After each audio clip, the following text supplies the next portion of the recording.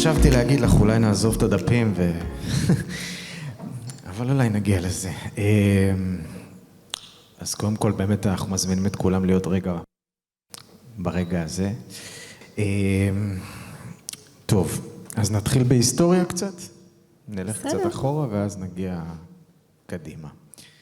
אז מתן, זה בעצם היה ארגון שהתחלת ב-98, נכון?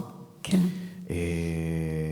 תרומות לקהילה באמצעות חברות עסקיות. את רוצה לספר לנו רגע על הדבר הזה כשהוא נולד? את זוכרת? זה נראה לי לפני עידנים. זה עולם, כן. כן. טוב, ביקשו שאני אסתכל למצלמה, אז תסלחו לי. ככה, אני הגעתי לארץ אחרי מלחמת המפרץ ב-91. גדלתי בארצות הברית וגדלתי במיימי, הייתי בבורד של Carnival Cruise Lines, Carnival Corporation. דאז היו לי 3 ילדים, עכשיו 4 ילדים, 6 נכדים. ואחרי המלחמה החלטתי שהנשמה שלי בישראל, והגיע הזמן לקח את הילדים ולבוא לישראל. וזה מה שעשיתי. וגיליתי מהר מאוד שאומנם יש חברות עסקיות שכבר מצליחות ומשפחות שכבר כולם מצליחים וכבר יכולים להיות שותפים לעולם בעצם, כי אז כל התרומות באו מהגולה, the diaspora Jews, שתרמו לישראל. ומצאתי את עצמי במקום שיש דברים כמו שירות רום, הקש בדלת, אבל אין corporate giving בכלל. וכשנכנסתי לבנק הפועלים מאוד הופתעתי וניסיתי להעביר את הרעיון. לא כל כך הלך בהתחלה, אז הקמתי ארגון שזה ארגון של United Way העולמי בישראל, וקראנו לזה מתן. וכל הרעיון היה להתחיל את ה-corporate giving בישראל, ולהראות לאנשים שאנחנו כבר במקום שאנחנו יכולים גם לתת לקהילה שלנו באיפה שאנחנו חיים, כי אני תמיד האמנתי שאם מרוויחים במקום שאתה גר, אז עלינו גם להחזיר. תודה. אני רק אזכיר לנו גם שאנחנו בענייני התנדבות ונתינה ומתן, אז גם תמיד אני מזכיר לנו שהשורש נתן הוא שורש מאוד מאוד מעניין, כי הוא דו-כיווני. כשאתה נותן, אתה מקבל, ואני חושב שאת יודעת את זה מעולה בכל העשייה. במקביל, או אחרי זה, עם השנים גם התחלת את מודל עשיית הטוב, כי אנחנו כאן עם קהל באמת שהוא מגיע מארגונים עסקיים, ואת אמרת, אפשר לחבר בין ערכים לעסקים, אפשר להביא ערך מוסף לתוך העשייה העסקית, אפשר ליצור win-win situation שבו בעצם אתה גם מקנה ערכים לעובדים, לאנשים, לסביבה, לעולם, וגם משפר את העניין העסקי. אמרת, זה יכול לעבוד ביחד. עד אז נדמה לי שהתפיסה הייתה דיכוטומית, שזה או, את אמרת גם וגם. כן, זה מעניין, כולם חיו, ועדיין יש כאלה שחיים בהפרדות כאלה. אני זה אני בעסקים, אני זה אני במשפחה, ברוחניות, בכל מעגלי החיים, זה כאילו צריך להיות שונה. תמיד אמרתי, אני זה אני בכל מקום, בכל מעגלי החיים. ומה אני רוצה בעצם להביא לעולם? ובשנת 97, עוד לפני מתן, עשיתי עבודה עם קואוץ', עם טל רונן אז, ולהסתכל קדימה, באמת שנות אור קדימה, מה אני רוצה לראות. והבנתי שאני רוצה לראות עולם טוב יותר, שאנשים חיים בשלום עם עצמם, ועם הסביבה שלהם. והמודל, אתה מדבר על מודל עשיית הטוב, זה היה תהליך של באמת יותר מ-20-30 שנה כבר, של חזון אחרי חזון אחרי חזון, שאני הבנתי שבכל חברה, בין אם זה חברה עסקית, בין אם זה ארגון פילנתרופי, אפשר למצוא את התמצית, את המהות, של אותו עסק או אותו ארגון יכול להביא לעולם. כמו חירות פיננסי, וכמו קיימות, וכמו שלום פנימי, והתנדבות, ונתינה. ולאט לאט כל חזון היה בעצם ערך, וכל ערך היה סוג של לבנה, לבנות בניין של מודל. וכשהבנתי את זה, שמתי את כל הערכים ביחד, ומכיוון שעדיין אנשים לא כל כך הבינו, אז עבדנו עם אוניברסיטאות כמו הרווארד ות'נדרברד וג'ורג' מייסון ובאפסון קולג', וביחד בנינו את המודל, מודל עשיית הטוב, ואנחנו מטמיעים את זה בעסקים, בארץ ובעולם. ב-2017 דיוויד הבן שלך התמנה בעצם יושב ראש. כן. ואיך הרגשת את זה, להעביר את זה הלאה? תקשיב, ג'ייסון הבן שלי יושב ראש הקרן כבר הרבה מאוד שנים, אז כל אחד לוקח את חלקו וזה כיף. את מרגישה את השינוי בעולם גם עם המודל? גם בתוך התקופה שאנחנו נמצאים? לגמרי. יש שינוי מאוד גדול בעולם. קודם כל דיברת על מתן ואיך זה התחיל. אני חושבת שאנשים אפילו לא זוכרים את התקופה הזאת, שלא היה תרומות או התנדבות בישראל, שחיכו שזה יבוא מחול. שכחנו, המון השתנה. יש חברות שנותנים לקהילה ועובדים שמתנדבים ופועלים על פי חזון ואסטרטגיה, מה שלא היה. כשאני הגעתי, שאלתי מה החזון של איזה עסק מסוים, לא ייכנס לאיזה, אבל אמרו לי X רווח. לא היה חזון. המון השתנה, וכל השיח על SDG ו-ESG, זה שיח שהוא כבר מוכר בעולם.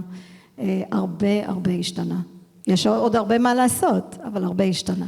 ולראיה גם הכנס הזה שאנחנו כאן עכשיו בעצם. זה משהו שהוא לחלוטין לא מובן מאליו.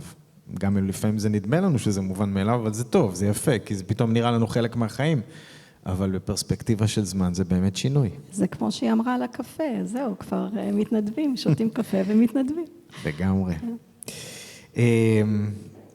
כמה מילים על, אפרופו התנדבות על יום מעשים טובים, שהפך להיות באמת משהו שהולך וגדל בארץ ובעולם וסוחף עוד ועוד אנשים, כשאנחנו גם מדייקים את האמירה שיום מעשים טובים הוא שיא, הוא חוגג איזשהו באמת שיא של פעילות שקורית כל השנה, ומביאה את זה לביטוי ומרימה את התדר, אבל איך אומרים, דואגים להשאיר את זה ב-ongoing. אני חושבת שיום מעשים טובים זה דוגמה נהדרת לאיך אפשר להשפיע וליצור מעגלים יותר ויותר רחבים וגדולים. אני התחלתי עם יום מעשים טובים, הייתי בדיונות בווינגייט, עשיתי הליכה, ותוך כדי ההליכה שלי חשבתי איך אני יכולה להשפיע עוד על העולם. עשיתי את זה עם כל עסק, עם כל ארגון, עם מיזמים חברתיים, אבל כל הזמן הייתי חושבת איך עוד אפשר להשפיע על העולם, לעולם טוב יותר. ופתאום היה לי רעיון, אמרתי וואו, יש כל כך הרבה אנשים טובים, יש כל כך הרבה ארגונים טובים, יש עשייה מדהימה, אבל התקשורת לא מדברת על זה. מדברים רק על הדברים הנגטיביים. סליחה שלומית. יושבים פה מוויינט. אבל אתם כן מדברים על דברים טובים. אז אמרתי לעצמי, כאילו, איך אפשר ליצור מצב שיתחילו לדבר על הטוב, כי יש כל כך הרבה טוב בעולם. ובאתי עם הרעיון של יום מעשים טובים, ובהתחלה צחקו עליי כמו כל דבר שבאתי איתו. שנה הראשונה שבעצם עמותת רוח טובה החליטה לקחת את זה על עצמה כתפעול של כל המערך, אז השנה הראשונה היו 8,000 איש, ואמרו לי, מה זה כבר יעשה? זה לא יכול להשפיע. ואמרתי להם, אתם תראו, יהיה מיליונים בכל העולם, וצחקו עליי.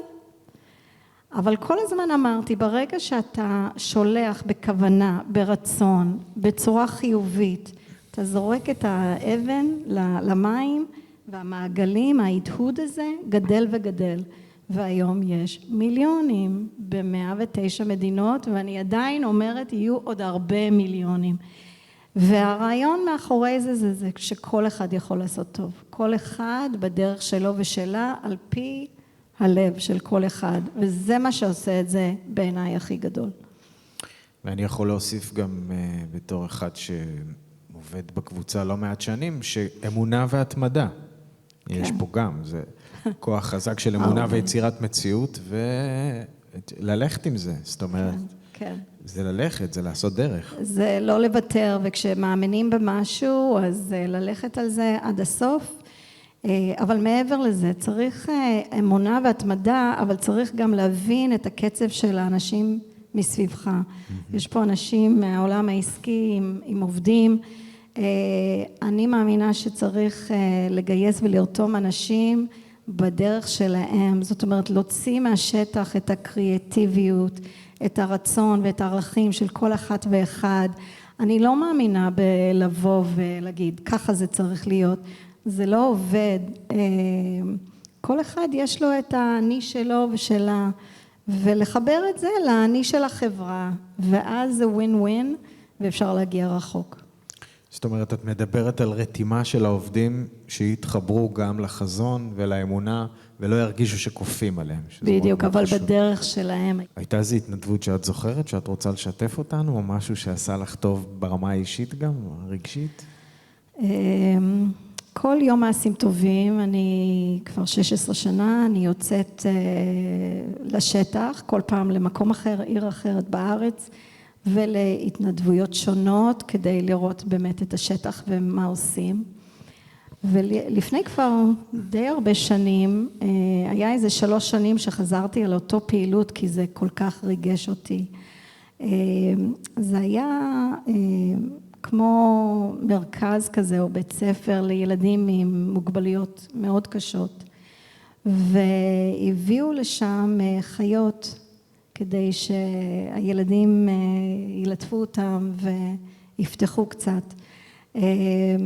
והיה שם ילד שאני לא ראיתי כמה שזה כביכול מיוחד, אבל זה ילד שלא נתן לאף אחד לגעת בו, או שהוא ייגע בשום דבר ובאף אחד. זה היה חלק מהמוגבלות שלו. והוא ראה את החיות, ואני הבאתי לו את החיות, והוא ליטף כל חיה. והגננות שם היו בשוק, וזה פשוט פתח את ליבי. וחזרתי לשם איזה 3 שנים, שנה אחרי שנה, עד שאמרתי, טוב, יאללה, אני צריכה עוד לראות דברים אחרים. אז זה מאוד ריגש אותי. מאוד מרגש, האמת. נעבור קצת לעניין של אריסון השקעות ברשותך, גם כי יש כאן הרבה חבר'ה מארגונים עסקיים, ואריסון השקעות זה ארגון עסקי לכל דבר, אבל קצת על האסטרטגיה היום, ההשקעות בעולם, איפה מתמקדים, מה הדרך שאת מתווה בהקשר הזה של עולם טוב יותר, של עתיד טוב יותר. טוב, אז באמת אני חושבת שכולם מכירים את העשייה העסקית שהיה לי, שזה היה באמת בנק הפועלים ושיכון בינוי ומיה, חברת מים ומלח, מלח הארץ. ותמיד השקעתי מעבר לזה, אבל לא כל כך ידעו על זה. בעבר ההשקעות שלא היו החברות האופרטיביות, היו השקעות של מה אני לא רוצה להשקיע, כי אז בעולם לא כל כך הבינו את כל הקטע של אימפקט. אז כשהייתי באה לבנקים ואומרת להם אני רוצה להשקיע בדברים שיעשו טוב לעולם, לא הבינו מה אני רוצה. אז הייתי צריכה להגיד, אני לא אשקיע בנשק, אני לא אשקיע באלכוהול, אני לא אשקיע בטבק, כל מיני דברים שאני הרגשתי שאני לא משקיעה. ושמתי את כל כולי בחברות האופרטיביות, על איך אפשר להנכיח ערכים וחזון, ולהביא לשינוי מהותי דרך החברות העסקיות. באיזה שלב החלטתי שמיציתי, ואמרתי, אני רוצה להמשיך להשקיע לעולם טוב יותר, אבל בדרך שהיא הרמונית ומשפיעה בצורה חיובית וקריאטיבית, בלי אני לא צריכה להיות בעלים ולא צריכה, סליחה, את הכאבי ראש. ואז באמת עשיתי מעשה, מכרתי את כל העסקים שהיו בבעלותי, והיום אנחנו משקיעים באמת לדברים בכל העולם, בפנדים, דרך בנקים, דרך VCs, דרך כל מיני vehicles של השקעות, אבל אנחנו משקיעים בדברים שיביאו ערך מוסף לאדם ולחברה. אני יכולה לתת כמה דוגמאות. Welcome. למשל, חברה שעושה מוצרים מעץ, אבל במקביל הם מנהלים יערות, אז בכל עץ שיורד, שהם כורתים, הם נוטים כמה עצים במקביל. יש נדל"ן כדוגמה, השקעתי בנדל"ן שהיא נדל"ן שכל אחד יכול לגור, זה בארצות הברית, לכל כיס הם לא מעלים את השכירות, ובמקביל מה שהם עושים זה מזכירים לאנשים כמו שוטרים, מורים, אחיות, ומבקשים שהם יתרמו לקהילה בדרך של סדנאות שאחיות עושים, או מורים, שיעורים פרטיים. זאת אומרת, השכירות מאוד נמוכה, יש להם מקום יפה וטוב לגור, אבל הם מחזירים לקהילה. זה עוד חברה שהשקענו. אני משקיעה בתחליפי בשר כמו Beyond Meat, תחליפים לביצים ולכל הדברי חלב. כל הדברים שבעיניי לא רק טוב לטבעונים, הם מזיקים לכדור הארץ, וכדי למנוע את זה, אז אני משקיעה בתחליפים האלה, ואני יכולה לתת עוד מיליוני, באמת המון דוגמאות, אבל זה הדרך חשיבה ודרך ההשקעה שלנו. תודה. קצת קדימה. מותר, אפשר. אם זה בסדר. קצת קדימה על העולם העסקי. אני ואת יושבים פה עוד 10 שנים. מה את רואה בעיני רוחך? אני לא יודעת מה יהיה עוד דקה. אתה רוצה עוד 10 שנים? זה נורא מעניין השאלה הזאת, ואני אגיד לך למה. אני חושבת שפעם יכולנו לתכנן קדימה, ואני כאחד שבאמת כל פעם היה לי חזון, וידעתי לאן נגיע בזמנו, גם עם הבנק וגם עם קיימות ועם מהות החיים ויום מעשים טובים והמודל וזה, באמת ראיתי שנות אור קדימה. אני חושבת שהאנרגיה שיש לנו היום בכדור הארץ, באנושות, אי אפשר לתכנן כלום, ואנחנו רואים את זה דרך הקורונה. אני חושבת שהדבר היחידי שאנחנו יכולים לעשות זה להתחבר לעצמנו, להתחבר לערכים שלנו, להתחבר למה שאנחנו רוצים לראות בארגונים שלנו, ואיזה השפעה יש לזה על עצמי, על המשפחה שלי, על העובדים, על הקהילה, על ישראל, על העולם, מבחינתי גם על היקום. ללכת קדימה עם המון גמישות, וההבנה שהכל משתנה כל רגע, ולחיות עם זה בשלום. זה מה שאני רואה. גמישות. כן, גמישות נראית לי כמו מילת מפתח בתקופה הזאת. תקופה של הרבה שינויים.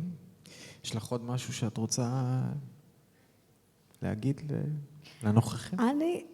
אני חושבת שהדבר היחידי שאני רוצה להגיד זה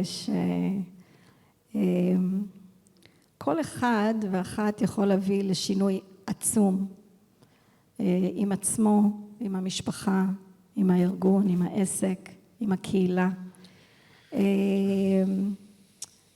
תתחברו ללב שלכם ומה אתם רוצים לראות, כי הרבה פעמים אנחנו מסתכלים על המציאות, וזה לא משנה אם זה בעבודה או במדינה. אנחנו רואים את המציאות ואנחנו שוקעים לתוך המציאות.